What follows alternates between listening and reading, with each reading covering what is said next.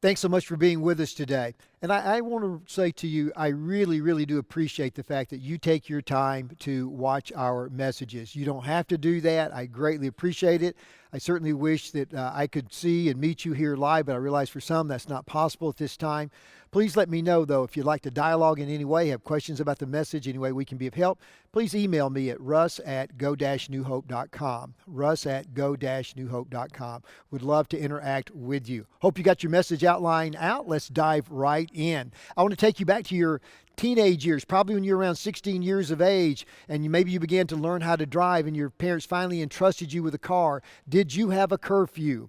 Did you have a curfew, a time you had to be home? And if you did, how many of you fell prey to what I'm going to refer to as the 5-minute syndrome? As your curfew drew near, you kept saying to your friends you were hanging out with, in just 5 more minutes, I've got to go, man. I got to be home by a certain time. And then you'd say, 5 more minutes. And it was just always 5 more minutes until finally you realized you only had 5 minutes to get home for your curfew. Maybe you got a ticket or two, even driving rather fast to get back home and beat that curfew on that. There's an adult version of this whole idea of the dynamic of a curfew. But for adults, it's not just 5 minutes more. It's usually just one more donut, one more cookie, one more drink, one more pair of shoes, one more business trip, one more swipe of the credit card. Whatever it is, the outcome usually is the same. This is not on your outline, but it's on the screen. Look at this. One more rarely adds anything. It actually subtracts. One more, here's another one for you. One more often results in less of what we value most, which makes absolutely no logical sense whatsoever. However, it doesn't stop us from doing it over and over. Now, I realize it's been for many of you, most of you, probably a lot of years since you've had that curfew.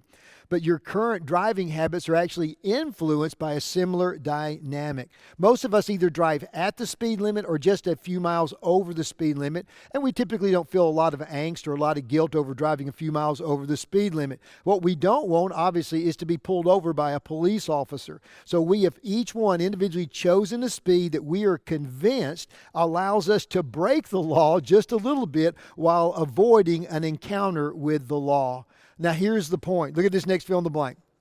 Whether it's a curfew, a diet, driving, or spending, our natural inclination is to live as close to the line or to the edge as possible. And there's some people who really, really like to live close to the edge. Some people like to do this. Check out this first picture. They just like to get right up to the edge of that cliff. I see people doing that and just chills go up and down my body. Look at this next picture. This is not Photoshopped. This is at a 3,000-foot mountain on the coast of Brazil, and this young lady is just hanging off just like that. Now, she's part of her boyfriend and I'd like to do these stunts. Look at the picture of the boyfriend. Again, this supposedly is not Photoshopped. Now, I have a word for what that guy is and what he's doing. That guy's an idiot, okay? There's no other way to describe that, being that type of a daredevil. Now, we're not so much talking about being on the edge like that. We're talking more about the line. And here it is. We're talking more about the line between responsible and irresponsible, the line between moral and immoral, the line between ethical and unethical, the line between I'm still in control and the line that I need help. Because you see, it's human nature for each one of us to kind of snuggle up to the edge of irresponsibility, the edge of disaster or embarrassment. And we want to stay there for whatever reason for as long as possible. We want to be able to get away with as much as we can without being our own worst enemy, without getting grounded or expelled or tired or kicked out of the house. The thing, though, that's fueling this constant flirting with disaster is a flawed assumption. A flawed assumption. It informs so many of the decisions that you and I make. We need to realize this, fill in the blank for you. Unexamined or flawed assumptions can be dangerous. They can be very, very dangerous. Here are the assumptions that we're talking about. And again, this is not on your outline, but it's on the screen. Some of these dangerous assumptions go like this. If it's not wrong, then it's all right. If it's not illegal, it's permissible. If it's not immoral, it's acceptable. If it's not over the line, then it's fine.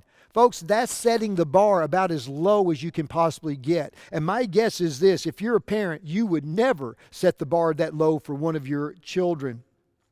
And so we ask, how close can we get without doing something wrong? How close can we get to sin without sinning? How far over the line can we go without getting caught, without experiencing the consequences? How immoral or unethical can we be without creating unmanageable situations in our life?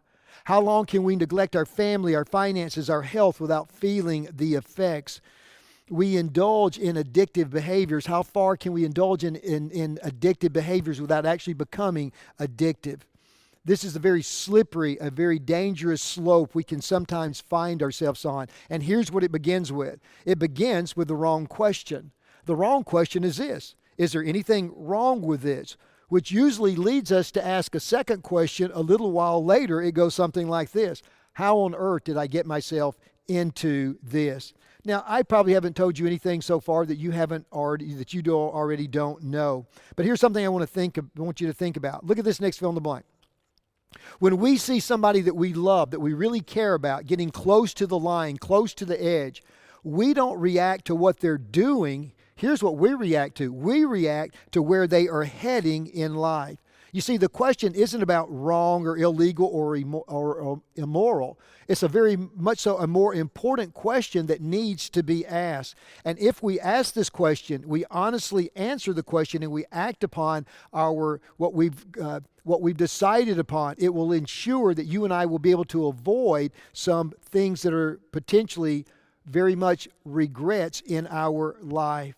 This leads us to the fourth question that we want to look at today. But before we do that, if you haven't been with us, let me give you just a quick review of where we've come from. We're on a series entitled Better Decision, Fewer Regrets. The big idea behind the series is we don't understand the close relationship between good questions and good decisions. We've learned that good questions set us up to make better decisions. And I've told you that I am convinced that if you and I will ask these questions we've been looking at one by one each week, if you'll ask them, honestly answer them, and then act upon your answers, you will make better decisions and you will have far fewer regrets, because you are not the only one impacted by your decisions and your regrets in life. So it brings us to some of the questions we've already looked at. The first one is the integrity question. Again, this is just for review. And it's, am I being honest with myself? Am I being honest with myself? Because we said the easiest person to deceive is ourselves, and we are masters at deceiving ourselves. So we need to ask the question a second time and add a second word. Am I really being honest with myself? Really? Am I being honest with myself really? Because it's so easy to deceive myself. So our integrity decision is simply this: I will not lie to myself even when the truth makes me feel bad about myself. You and I will never get to where we want to be if we're not honest about where we are. That leads us to the second question we've looked at. It's the legacy question. What story do I want to tell? Or what story do I want to be told about me? Because as the chapters and the seasons of our life play out, they become a story for us to tell and others to tell about us. What story do we want told? And we've said that the good news is you and I get to decide the story that is told. And we decide it one decision at a time. So the legacy decision is this: I will decide the story that I'm proud to tell, one that I can tell my kids and my grandkids. I will not decide anything that will make me a liar for life. I will not do something that will plague me. Something that will plague me for the rest of my life. And then last week we looked at the third question. It is referred to as the conscience question. And it's simply this: is there a tension that deserves my attention?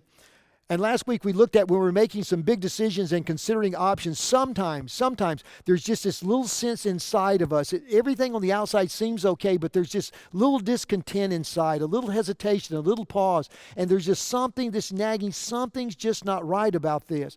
We may not be able to put our finger on it. We may not be able to answer everyone's questions, but there's just something that is not right. And what we've said is this: when those times happen, we need to pay attention to that tension in our life. And so our conscious decision is this: I will pause to pay attention even when I can't pinpoint the cause of my hesitation. That brings us to the fourth question we're going to look at today. We're going to call it the maturity question. And we're calling it the maturity question because maturity is required. And if you actually use this question, it is evidence of maturity in your own life. But it also relates to a Bible verse that we've been learning in this series. I hope you know it by heart now. It's Proverbs 27, verse 12. And it simply tells us this: that the prudent or the wise person sees danger, and what do? They take refuge. They make the appropriate decision. But notice the simple or the foolish person, they keep going, and what happens? They pay the penalty. They suffer the consequences.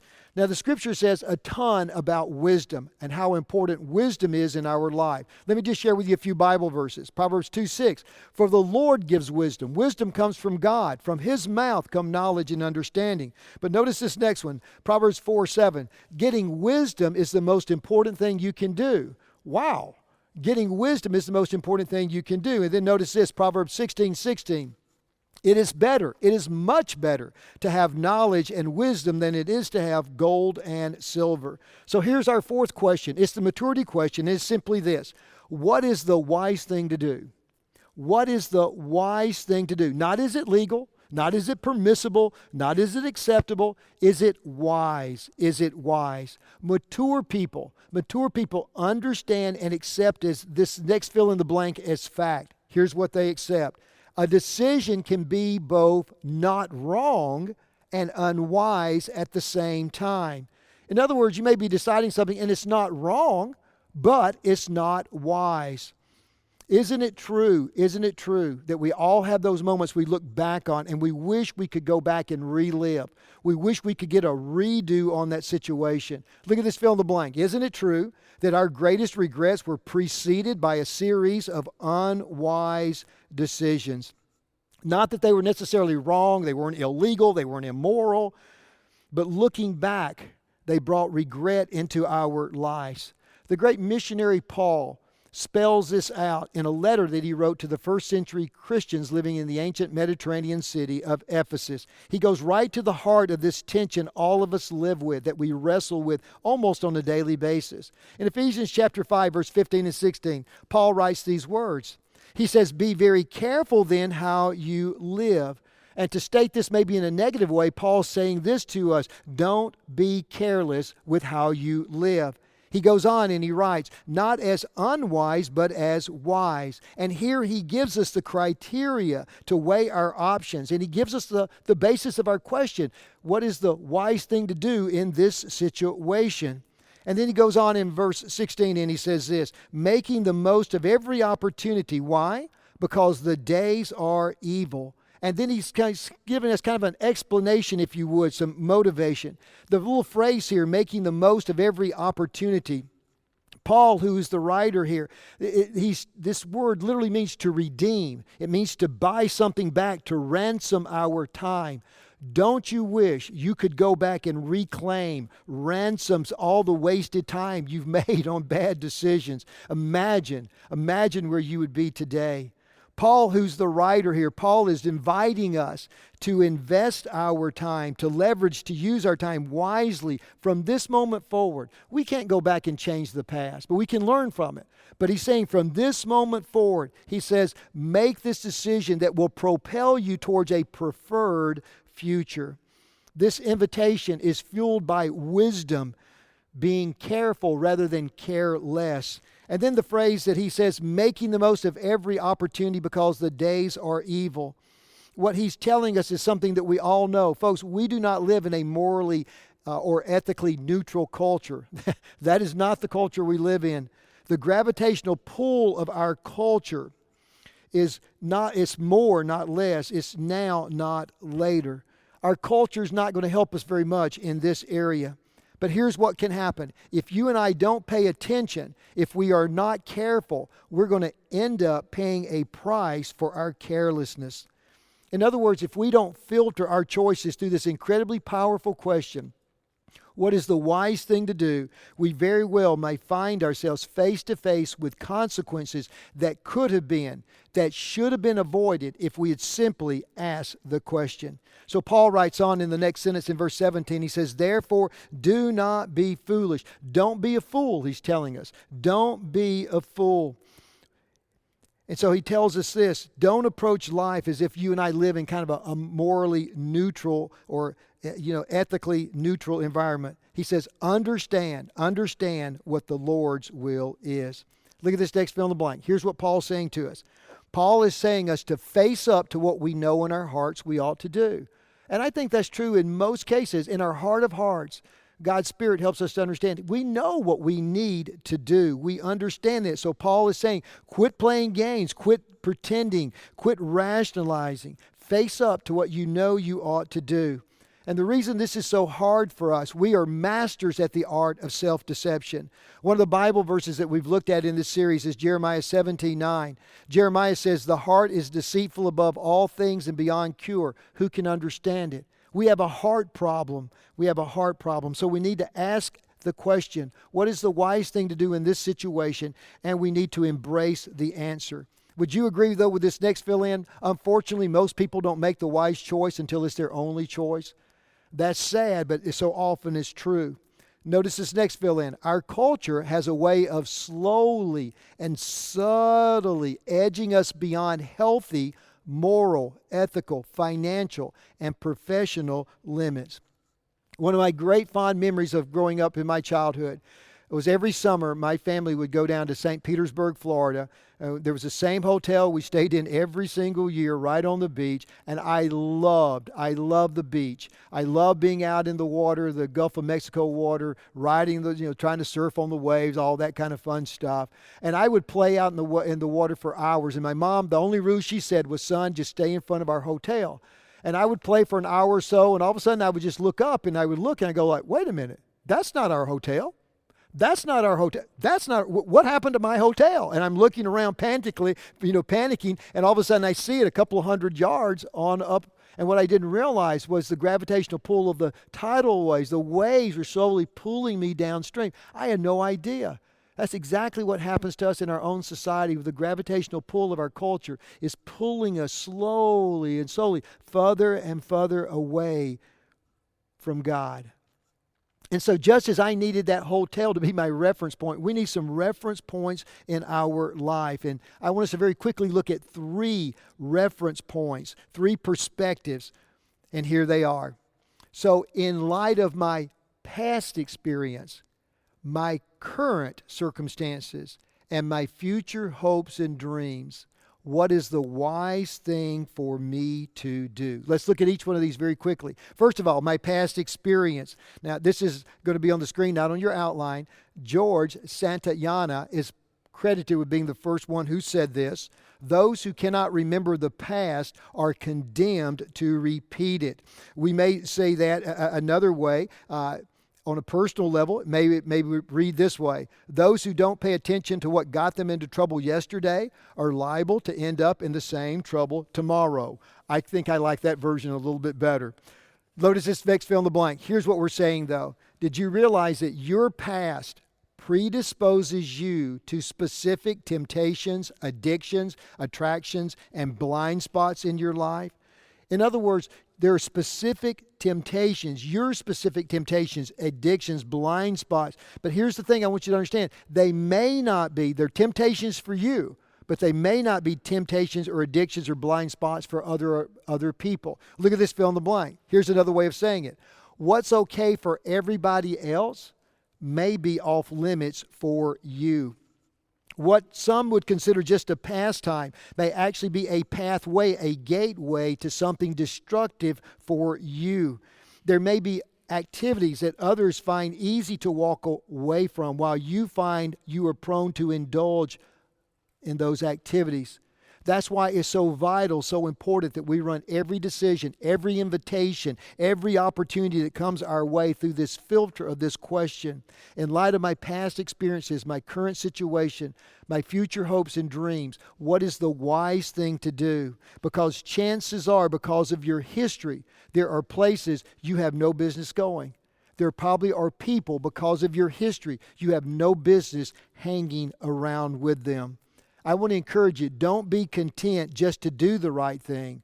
Do the wise thing. So let's look at our current situation. Life is seasonal, is it not? Life is seasonal. Today's sorrows will be replaced by tomorrow's joy. Today's anger will be replaced with tomorrow's perspective. Today's worries will be replaced by tomorrow's concerns. Jesus was so correct when he says, why worry about tomorrow? Today has enough worries of its own. And that's so, so true. Look at this fill in the blank. If we're not careful, we will allow the pressure, the fears, and the circumstances of today to drive us to make decisions that we very well will regret tomorrow.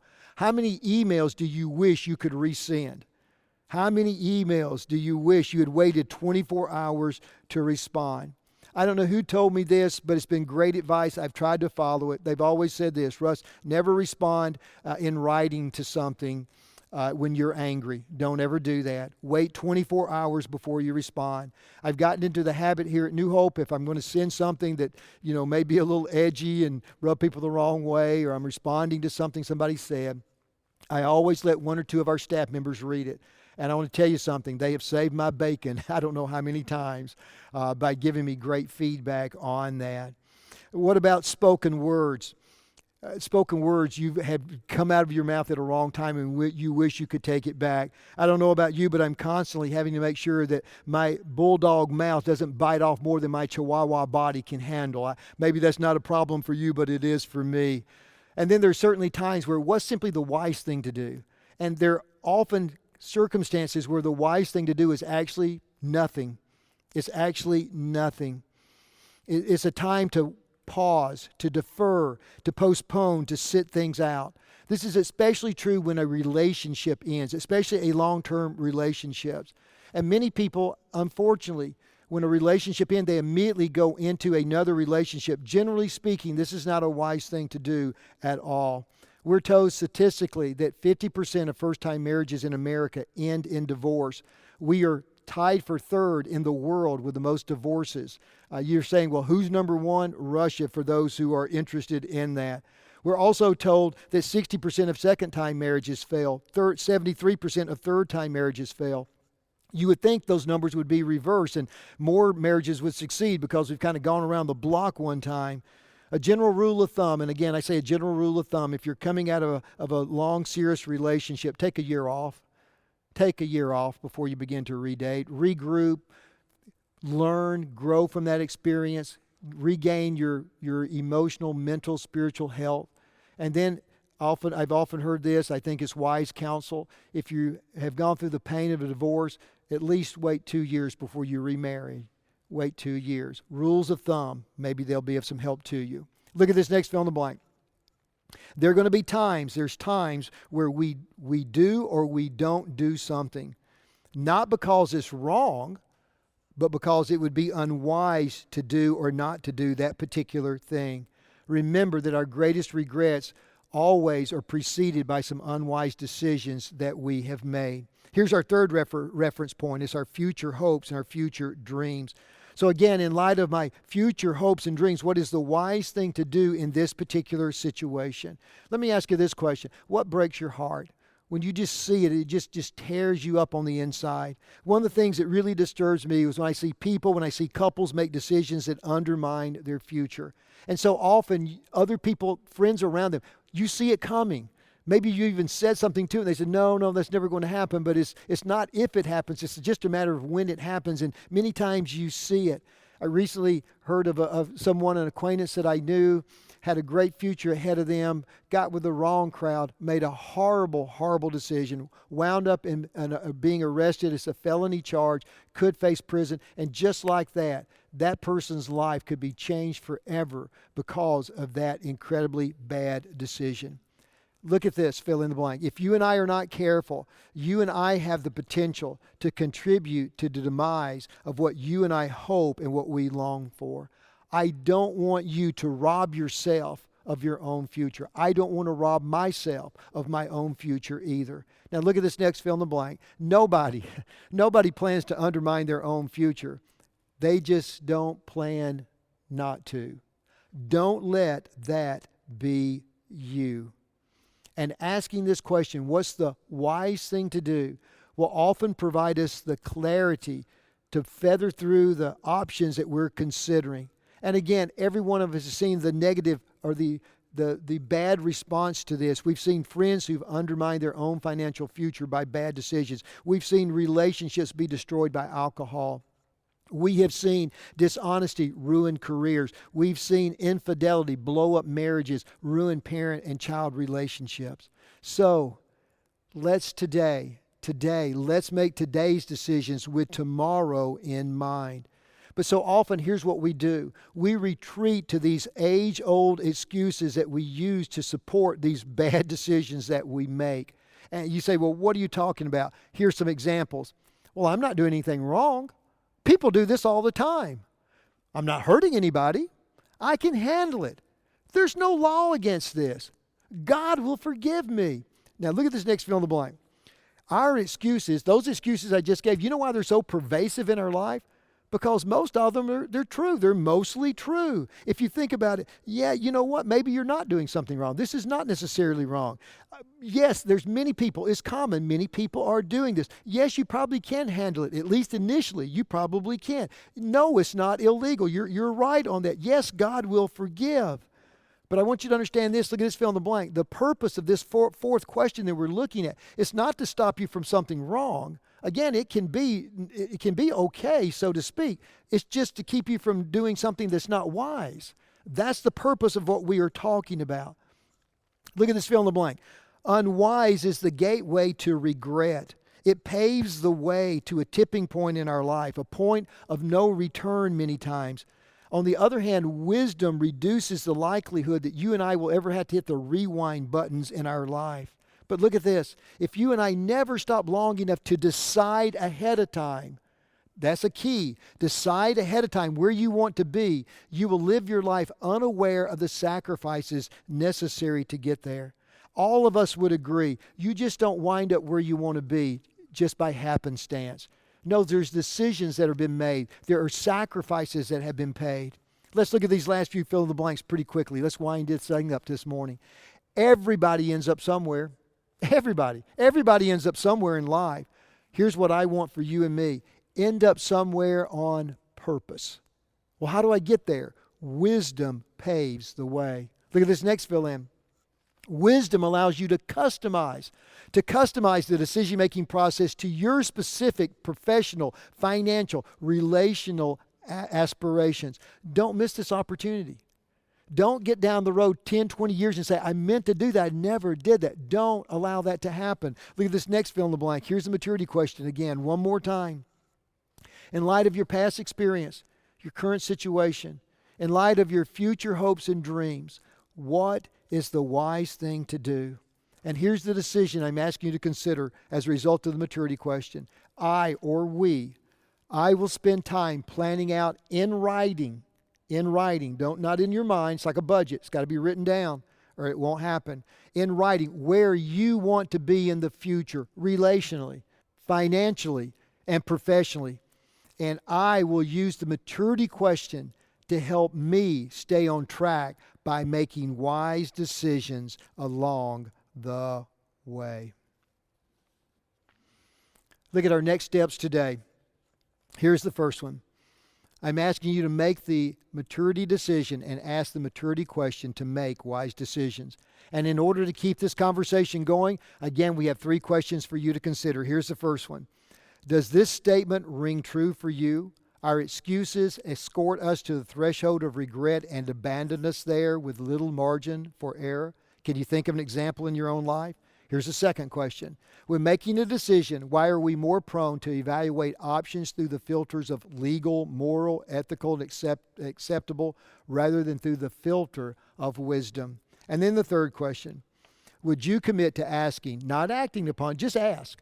Would you simply ask the wisdom question for the next 7 days? Every time you're making a decision, just bring that question up in your consciousness. And then one other thing I want to point out to you, that in just a couple of weeks, less than 2 weeks now, is our fall festival. We're expecting hundreds and hundreds of people to come. We need your help in a lot of different ways. If you simply will contact us, our church office, there are many different ways, physically, with donations of candy and stuff like that, all kinds of ways you can help. Together, we're going to make this thing happen, and a lot of people are going to be blessed and impacted for the kingdom of God. But we do need your help. I want to encourage you. Contact our church office for ways you can be involved. Let's close in prayer today. Father God, what we talked about is so simple, and every one of us have been on kind of both sides of the coin on this. We've benefited from being wise, but we've also paid the price for being foolish. Father, would you give us the courage to ask the question, in light of my past experiences, my current situation, my future hopes and dreams, what is the wise thing to do? And God, I ask beginning today for the next 7 days, would you bring this question to our minds when we're making a decision? And our prayer would simply be this, that this question would become a habit for our lives. Would you help us, Father, to make that come true in each of our lives? We ask this in Jesus' name. Amen.